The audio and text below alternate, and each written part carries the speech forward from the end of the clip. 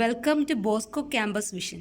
I am Grishma TG, Assistant Professor, Department of Commerce, Don Bosco College, Kottayam. This is the 26th lecture of Management Concepts and Thought. In this lecture, we are discussing about the principles of delegation of authority. The principles are guidelines to successful delegation. The process of delegation to be effective must be based on the following broad principles. ഡെലിഗേഷനിലുള്ള principles ഏതൊക്കെയാണെന്ന് നമുക്ക് നോക്കാം. First one, assignment of duties in terms of results. Subordinate can perform efficiently only when they understand their duties and results expected. While spelling out the goals or expected results, an advance notice is given to subordinate so that they can achieve peak performance. സബോർഡിനേറ്റിന് എഫിഷ്യൻ്റായിട്ട് perform ചെയ്യണമെങ്കിൽ എന്ത് ഡ്യൂട്ടീസാണ് assign ചെയ്ത് കിട്ടിയിരിക്കുന്നതെന്ന് അവർക്ക് മനസ്സിലായിരിക്കണം. എന്ത് റിസൾട്ടാണ് അവർ perform ചെയ്യേണ്ടതെന്ന് അവർക്ക് മനസ്സിലാക്കിയിരിക്കണം. എന്ത് ഗോളാണോ അച്ചീവ് ചെയ്യേണ്ടത്, എന്ത് പെർഫോമൻസാണ് അവർ കാഴ്ചവെക്കേണ്ടതെന്ന് മുൻകൂട്ടി നമ്മൾ അറിയിക്കുകയാണ് എങ്കിൽ അവർക്ക് അവരുടെ മികച്ച പ്രകടനം എന്ത് ചെയ്യാൻ സാധിക്കും, പെർഫോം ചെയ്യാൻ സാധിക്കും. Then second principle is parity of authority. Authority coexists with responsibility since they bear logical relation to each other. The authority must be just sufficient to discharge his responsibility. Otherwise, many undesirable results may be produced. അതോറിറ്റിയും റെസ്പോൺസിബിലിറ്റിയും ഒരുമിച്ച് കൊണ്ടുപോകേണ്ടതാണ്. അത് തമ്മിൽ പരസ്പരം relation ഉള്ളതാണ്. ലോജിക്കലായിട്ടുള്ള relations അതോറിറ്റിയും റെസ്പോൺസിബിലിറ്റിയും തമ്മിൽ ഉണ്ട്.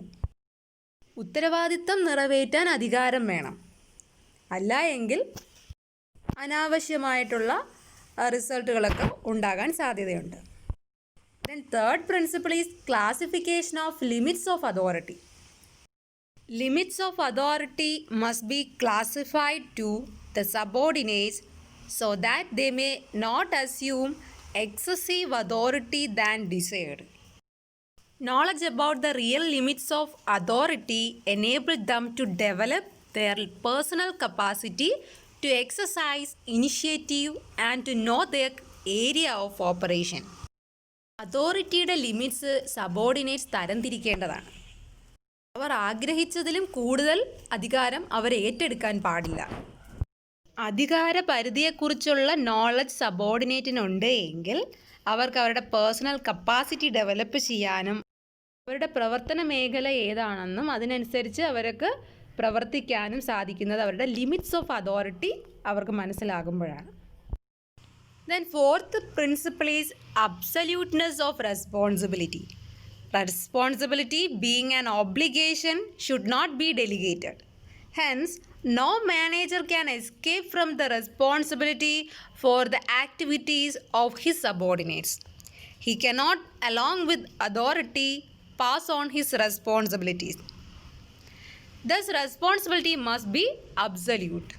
Responsibility നമുക്ക് ഒരിക്കലും മറ്റൊരാളിലേക്ക് എന്ത് ചെയ്യാൻ സാധിക്കില്ല, ഡെലിഗേറ്റ് ചെയ്ത് കൊടുക്കാൻ സാധിക്കില്ല.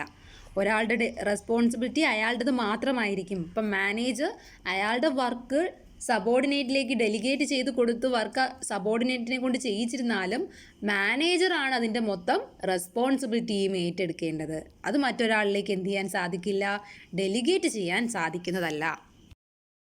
അതുകൊണ്ട് തന്നെ റെസ്പോൺസിബിലിറ്റി അബ്സല്യൂട്ട് ആയിരിക്കണം. Then fifth one, unity of command. Since no servant can serve best under two masters, command, orders or guidance should always come from one superior. Dual command not only upset the process of delegation but also make the organization impossible. രണ്ട് സുപ്പീരിയറിൽ നിന്ന് commando ഗൈഡൻസോ ഓർഡേഴ്സോ ഒക്കെ കിട്ടിക്കഴിഞ്ഞാൽ ഒരു സബോർഡിനേറ്റ്സിനും നന്നായിട്ട് perform ചെയ്യാൻ സാധിക്കില്ല.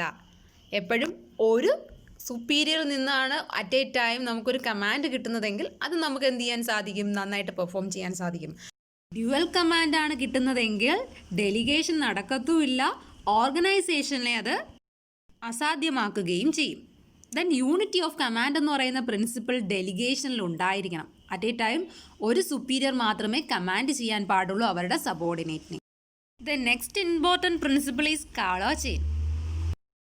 This principle refers to the chain of direct authority relationship from superior to subordinate throughout the organization. Every subordinate must know as to why the authority has been delegated to him and to whom matters beyond his own authority must be referred to. Colour chain എന്ന് പറയുന്ന principle ആ ഓർഗനൈസേഷനിൽ through out superior സബോർഡിനേറ്റിൻ്റെ authority റിലേഷൻഷിപ്പിനെയാണ് സൂചിപ്പിക്കുന്നത്.